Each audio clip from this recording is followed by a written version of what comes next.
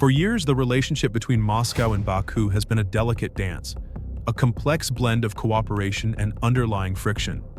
But in recent weeks, that dance has devolved into a full-blown diplomatic brawl, the most serious we've seen in years. So, what exactly ignited this powder keg in the Caucasus?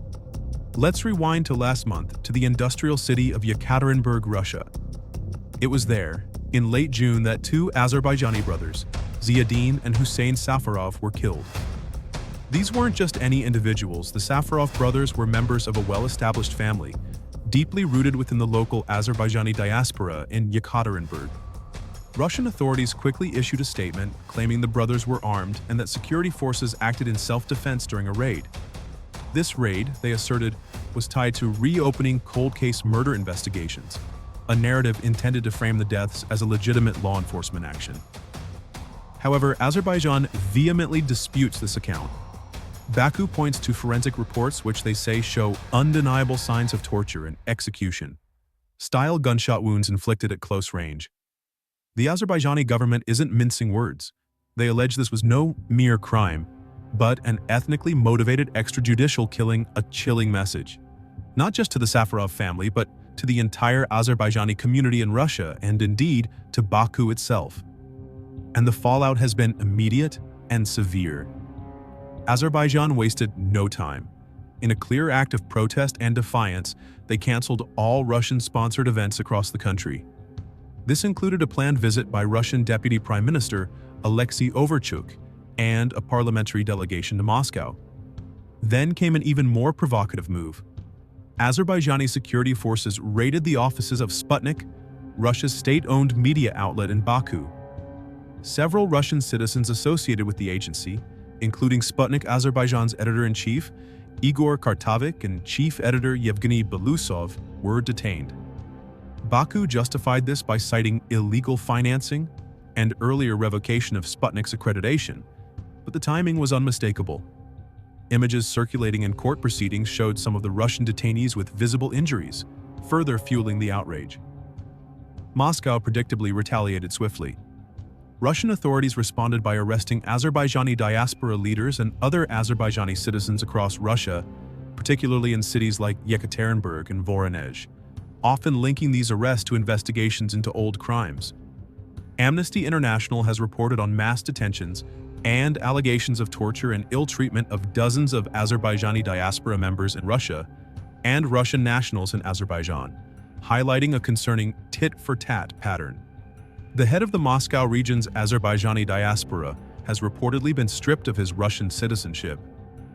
Kremlin spokesman Dmitry Peskov has acknowledged that Russia's top investigative official is in constant contact with Azerbaijan's prosecutor general, dealing with problematic issues. This current crisis, while alarming in its intensity, is not an isolated incident. It's the tipping point in what has been a series of increasingly strained relations between these two former Soviet republics. To truly understand the depth of this friction, we need to consider the unresolved grievances that have been simmering for well over a year. One significant event that severely eroded trust was the 2024 plane shootdown. In late December 2024, an Azerbaijani passenger jet, Azerbaijan Airlines Flight J28243, en route from Baku to Grozny, Russia's Chechen Republic, was mistakenly shot down. The plane, carrying 67 passengers, crashed near Aktau, Kazakhstan, tragically killing 38 people. Initial Russian claims attributed the crash to a collision with birds or an onboard gas cylinder explosion. But Azerbaijani officials, citing shrapnel marks on the aircraft, quickly countered, asserting the plane was struck by a Russian surface-to-air missile. President Aliyev himself stated with complete clarity that the plane was shot down by Russia, even if unintentionally, possibly amidst efforts to intercept Ukrainian drones targeting Chechnya. Moscow's dismissive attitude and refusal to take full accountability for what Azerbaijan viewed as a tragic accident deeply wounded bilateral trust and fueled public resentment in Azerbaijan. Leaked audio purportedly from the Russian Air Defense Unit has further complicated Moscow's narrative, suggesting that Russian personnel may have known it was not a drone. Beyond that devastating incident, we've seen a steady escalation in cultural and media clashes. By February 2025, Azerbaijan had already shut down Sputnik's Baku bureau and significantly restricted the activities of Russian cultural institutions within the country. This was a clear signal of Baku's displeasure and its desire to reduce Russian soft power influence. The recent raid on Sputnik was, in many ways, the culmination of these earlier tensions. Then came the Safarov brothers' killing on June 27, 2025. Azerbaijan responded not just with condemnations, but by launching a formal murder investigation into Russian forces involved in the deaths. In addition, Azerbaijan arrested a significant number of Russian citizens, initially reported as 15, though numbers have fluctuated, on serious charges ranging from drug trafficking to cybercrime. Baku framed this as a concerted crackdown on Russian mafia networks, a direct counter-narrative to Moscow's portrayal of the Safarovs as organized crime figures. As we've heard, photos from the courtroom showed some of these Russian detainees with visible injuries, raising serious human rights concerns. This isn't just a bilateral spat. This is a regional crisis that has quickly gone global. The internationalization of this dispute became starkly apparent when Azerbaijani President Ilham Aliyev made a highly publicized phone call to Ukraine's President Volodymyr Zelensky. This was a deliberate and calculated move, signaling Azerbaijan's defiance of Moscow and its willingness to seek support beyond Russia's traditional sphere of influence. So, who exactly were the Safarov brothers, and why has their case become such a central point of contention? The Safarovs were indeed prominent diaspora businessmen in Yekaterinburg. While Russian media outlets quickly painted them as organized crime figures, a convenient narrative for Moscow, Baku strongly rejects these claims. The Azerbaijani diaspora in Russia is a significant force. Post-Soviet migration saw nearly 3 million Azerbaijanis settle in Russia, many of whom have obtained Russian citizenship. Initially, many found work in markets and transportation, but over time they gained considerable influence in various sectors, including business, academia, and even local politics. Analysts have noted that the Azerbaijani diaspora controls a substantial portion, up to 85%, of the fresh fruit and vegetable import market in Russia. The Kremlin has, in recent years, intensified its pressure on various diaspora groups within Russia, raising questions about the specific timing and severity of the Safarov case.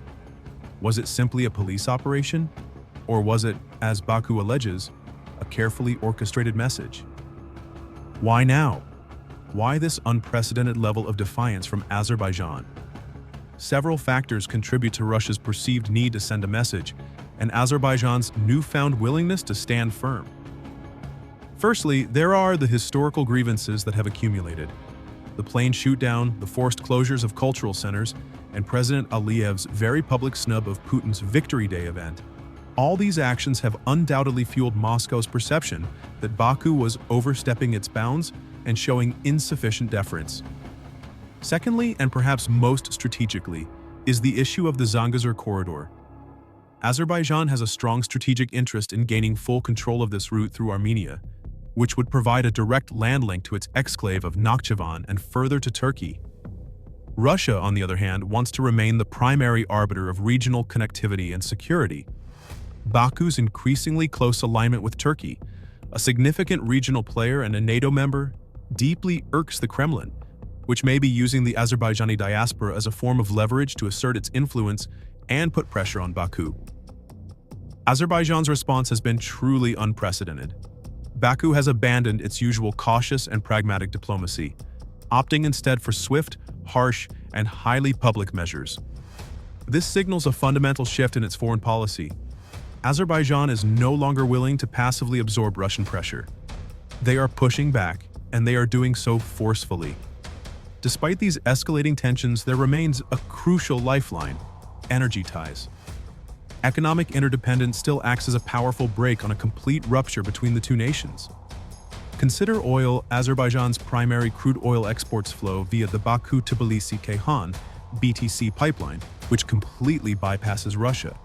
However, Baku judiciously maintains the Novorossiysk route through Russia as a backup, illustrating a pragmatic approach to energy security. And then there's gas. What many might not realize is how the dynamic has reversed. Once dependent on Russian gas, Azerbaijan, largely thanks to its Shah Deniz gas field, transformed into a gas exporter, Critically, as far back as the 2010s, Azerbaijan began exporting its own gas to Russia, with Gazprom then redirecting it to southern Russian regions. This mutual dependency in the energy sector serves as a powerful deterrent to a total breakdown in relations. While Azerbaijan is increasingly supplying gas to Europe, especially in the context of Europe's efforts to reduce reliance on Russian energy, it still needs to manage its energy relationship with Moscow. The current situation highlights a significant power shift in the region. Russia's global and regional clout has undeniably weakened since its full-scale invasion of Ukraine.